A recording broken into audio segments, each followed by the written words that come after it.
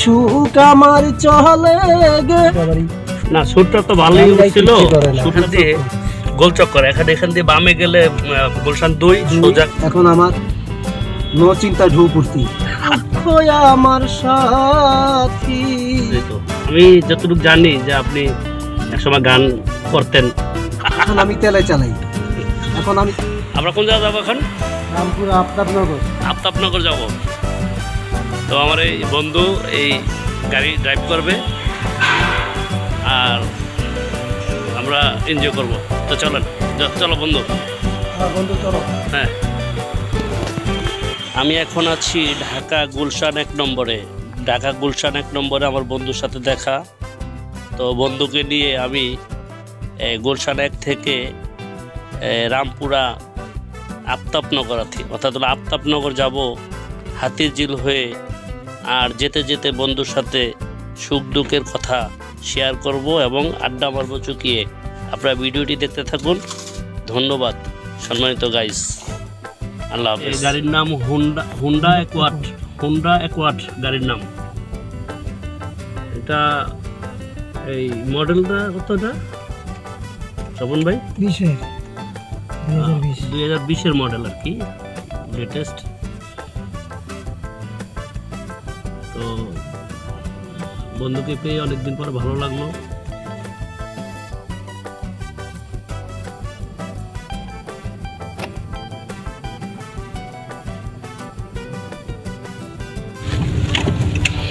তো গাড়িটা আসলে অ্যাকচুয়ালি অনেক স্মুথ এবং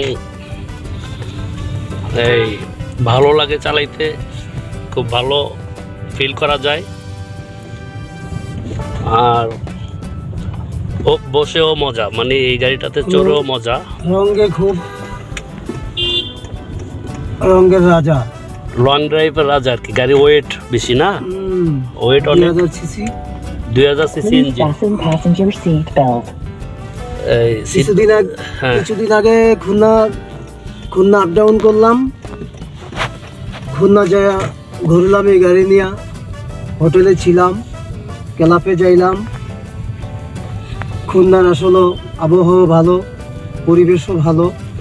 অনেক একটা সুন্দর হোটেলে ছিলাম, হোটেলের পরিবেশ অনেক সুন্দর। আসলে কিছুদিন থাকার পরে আর আসতে মন চাইছে না, মন চাই অত খুলনা থেকে যাই, এমন একটা পরিবেশ। খুলনা নিউ মার্কেট ছিলাম, ওইখান থেকে ফুলতলা গেলাম, ফুলতলার পরিবেশও সেই রকম। এই যেখানে যাই সেখানে ভালো লাগে আর কি, সবকিছু ভালো লাগলো।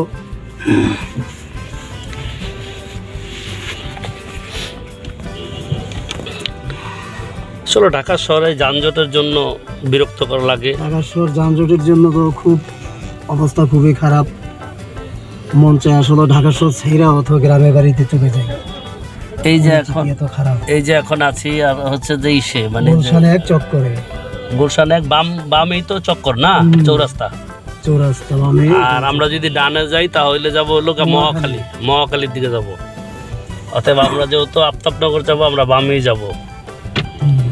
তো এই সামনে মার্কেটটার নাম জানি কি বন্ধু? DNCC market. এই যে মার্কেটটা, এখানেই অনেক মানুষ মানে মার্কেট করতে আসে। মার্কেট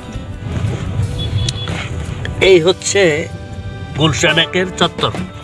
তার মানে এখান দিয়ে গোল চক্কর এখান দিয়ে বামে গেলে গুলশান 2, সোজা গেলে ring road, Badda ring road. হ্যাঁ, ডাইনে আমরা যাইতেছি হাতিরঝিলের দিকে। হ্যাঁ, এখন আমরা হাতিরঝিলের দিকে মুভ করলাম। সামনে শুটিং ক্লাব পারে আমরা হাতিরঝিলে ঢুকবো। এই সামনের মার্কেটটা এটা কোনটা? এটা হচ্ছে বড় বিল্ডিং। সামনে বড় বিল্ডিংটা এটা দেখা যাচ্ছে, আসলে এটা হলো পুলিশ প্লাজা। রাইট। এটার ভিতরে অনেক সুন্দর। আমি ঢুকছিলাম একবার দুইবার ঢুকছিলাম। আমি ঢুকছি কয়েকবারে। সেদিক গেছে কই সোজা? হ্যাঁ, ডানে গেছে তেজগাঁ রিং রোড। আর এই যে বাম দিকে এখন আমরা বামে আমরা হাতিরঝিল ঢুকতেছি। এই যে আমরা এখন হাতিরঝিলে ঢুকলাম। হাতিরঝিলে ডানে বামে সবুজ গাছ, সবুজ ছায়া, খুব সুন্দর লাগতেছে। আসলে খুবই ভালো লাগতেছে, কি আর বলবো, বলার কিছু নাই। সে হাতির ঝিল আসলে দেখার মতো। এই যে হাতির ঝিল আমরা উপভোগ করব এখন। দেখতে পাচ্ছেন এই যে হাতির ঝিলের উপরে আছে, এই যে সামনে লেক আছে, নিচে ওই পাশে ডান পাশে লেক, বাম পাশে লেক। তারপরে এই যে আমরা এখন যাচ্ছি হাতির ঝিল দিয়া বাড্ডা রামপুরা, এখানে আফতাবনগর যাচ্ছি। আফতাবনগর ইস্ট ওয়েস্ট একটা ভার্সিটি আছে, ইস্ট ওয়েস্ট একটা ভার্সিটি আছে। তারপর আমরা যখন বাড্ডা ঢুকবো, বাড্ডা ঢুকলে যখন আমরা রিং রোডের দিকে মুভ করব, তখন বামে একটা ব্র্যাক ইউনিভার্সিটি পড়বে, সেটা নতুন হয়েছে। ব্র্যাক ইউনিভার্সিটিটাও খুবই সুন্দর, আসলে ভিতরে অনেক জায়গা, অনেক পজিশন নিয়ে করা হয়েছে। বাইরের থেকে আমার কাছে অনেক সুন্দর লাগে। ব্র্যাক ইউনিভার্সিটি অনেক বড়, দেখার মতন। কিন্তু তার চেয়ে বড় হয়েছে ইস্ট ওয়েস্ট ইউনিভার্সিটি। অনেক অনেক জায়গা নিয়ে একটা ইউনিভার্সিটি হয়েছে, ভিতরে অনেক পার্কিং, অনেক জায়গা, দেখার মতন। আফতাবনগর জায়গারও অনেক সুন্দর, ভিতরে দৃশ্যগুলো অনেক সুন্দর লাগে, দেখার মতন। আসলে আগে যেভাবে পরিবেশ ছিল সেই পরিবেশটা এখন নেই, এখন আরও উন্নত হয়েছে জায়গা। আগে যে আফতাবনগর পানি ছিল, পানি আর পানি, ধানের চাষ ছিল, সেই জায়গায় এখন কিছুই নেই। সেই পানি গেল কোথায়, সেই চাষ গেল কোথায়? এখন শুধু বিল্ডিং আর বিল্ডিং, বিল্ডিং হয়ে গেছে। এখন জায়গা খুব দেখার মতন। এখন আমরা চলে আসলাম কোথায়? এটা এখন আমরা চলে আসলাম এই যে রামপুরা রোড, রামপুরা মেন রোডে। রামপুরা মেন রোডে উঠলাম। রামপুরা মেন রোডে উঠে এখন আমরা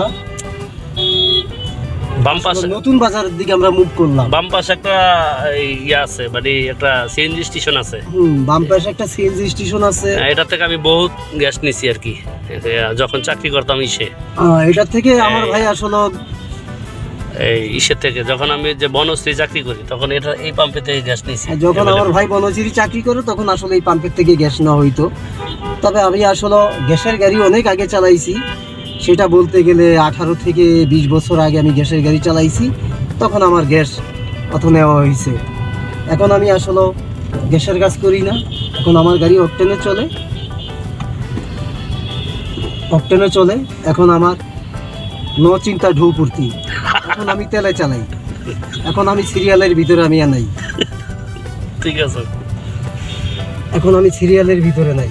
গ্যাসের যে সিরিয়াল এখন দেখলে আমার অনেক কষ্ট লাগে। হ্যাঁ, এক একটা ড্রাইভার 3 ঘন্টা 4 ঘন্টা সিরিয়াল দিয়ে তারপরে গ্যাস নেয়, আর আমি পাম্পে ঢুকে দিব, ঠিক আছে, সুন্দরভাবে তেল নিব, সিরিয়াল নাই, তেল নিয়ে আমি আর চলে যাব। আপনি কি কোনো গান জানেন?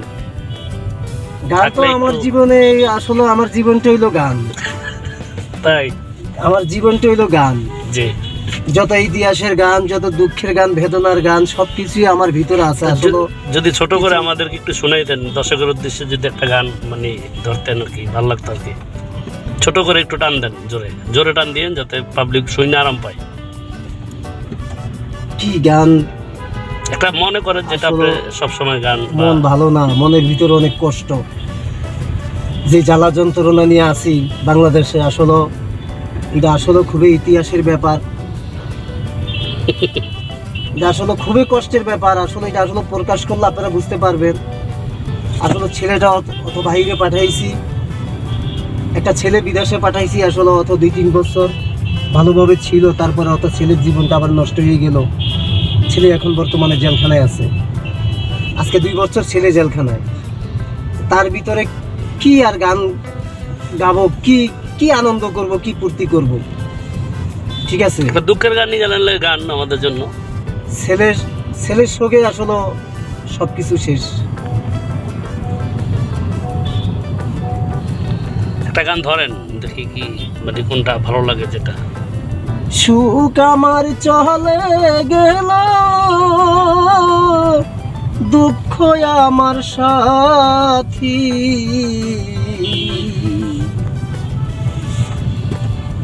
বন্ধুরে হারাইয়া এখন আমি শুধু কাঁদি। সুখ আমার চলে গেছে, দুঃখ আমার সাথী, বন্ধুরে হারাইয়া এখন আমি শুধু কাঁদি।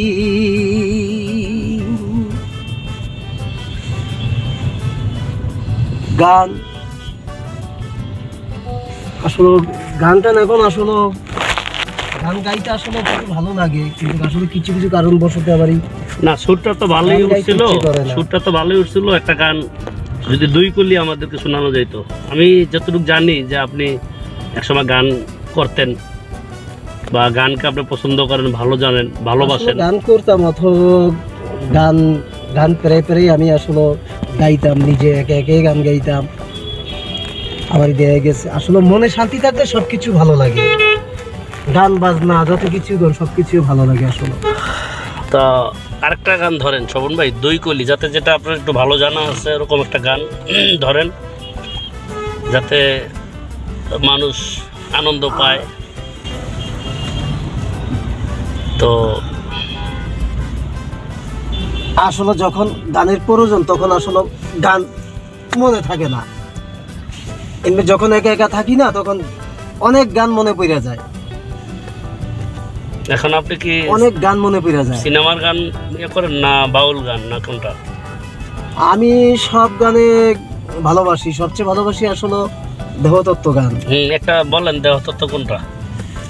লালনের গান শোনেন? লালন সাইজির লালন সাইজির গান আসলে মিলন হবে কত দিনে আমার মনের মানুষের শনে,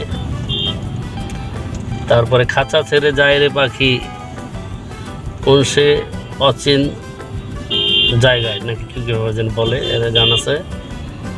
তারপরে এই লালন সাইজির অনেক গান আছে যে গানগুলি আমাদেরকে অনেক ভাবায়, অনেক চিন্তার বিষয় হয়। তো এই এরকম আর কি। এখন তো অ্যাকচুয়ালি আমি নেমে যাব এই সামনে। গান কি মনে পড়লো? না বন্ধু, এখন আসলে গান টান মনে পড়ে না আমার। আমার শুধু মনে পড়ে আমার ছেলের কথা। যেন আমি ছেলেকে অথবা এয়ারপোর্ট দিয়ে আসলাম, আমি আসলে আনতে যাইতে পারলাম না, সেটা আমার অনেক দুঃখ। সবার বাবা মা ছেলে সন্তানের জন্য এয়ারপোর্ট যায় অপেক্ষায় থাকে, আমার ছেলে আসবে নামবে, আর আমি এয়ারপোর্ট গেলে অথবা আমার দুঃখ জাগে ভিতর থেকে। আসলে প্রতিটা মানুষেরই একটা সময় থাকে খারাপ সিচুয়েশন, একটা সময় থাকে ভালো আরে সিচুয়েশন। ছেলেকে দিয়ে গেলাম আর বুঝি অত নিতে আসতে পারবো না। তা মানুষের জীবনে কত দুঃখ কত বেদনা, আসলে এটা আসলে যার ছেলে সন্তান হারায় সে বুঝে আর কি। ছেলে সন্তানের যে কি কি জ্বালা, কি দুঃখ, কত বেদনা ভিতরে, যে হারায় সে বুঝে।